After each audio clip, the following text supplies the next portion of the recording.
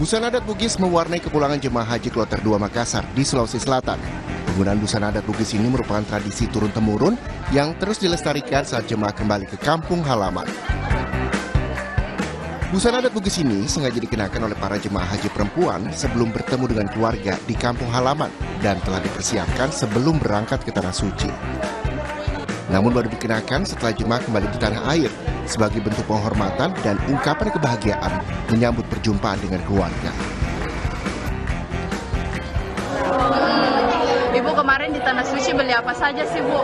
Wow, banyak. Ada berapa lama Bu menunggu sampai akhirnya bisa naik ke Tanah Suci? 16 tahun. 16 tahun ya. Itu hasil dari menabung atau seperti apa, Bu? Ya, menabung. Di Palembang, Sumatera Selatan, begitu turun dari pesawat, beberapa jemaah spontan melakukan sujud syukur karena berhasil menyelesaikan seluruh rangkaian ibadah di Tanah Suci dan bisa kembali berkumpul bersama keluarga.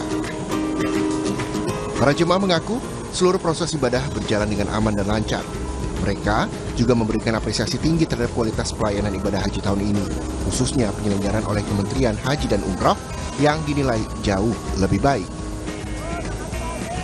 Senang, gembira, terasa menunaikan tulisan di rumah ini dari Departemen Agama ke Kementerian Haji ini ya kita tadi berubah 180 derajat. Di Boyolali, Jawa Tengah, jemaah haji Kloter 1 embarkasi Solo yang tiba di asrama haji Donohudan, Kecamatan Ngemplak, Kabupaten Boyolali, Jawa Tengah, menenteng oleh-oleh berupa boneka unta dari Arab Saudi.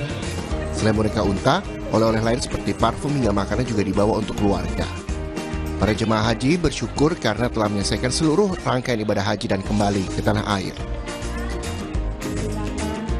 Lancar, alhamdulillah, sehat sampai pulang, tidak sakit. Ini bawa oleh-oleh apa aja nih, Bu? Ini bawa unta ini, Bu? Ini ada onta, ada parfum, ada makanan. Untanya untuk siapa ya nanti, Bu? Ontanya buat anak. Ini bawa oleh-oleh apa ini, Pak?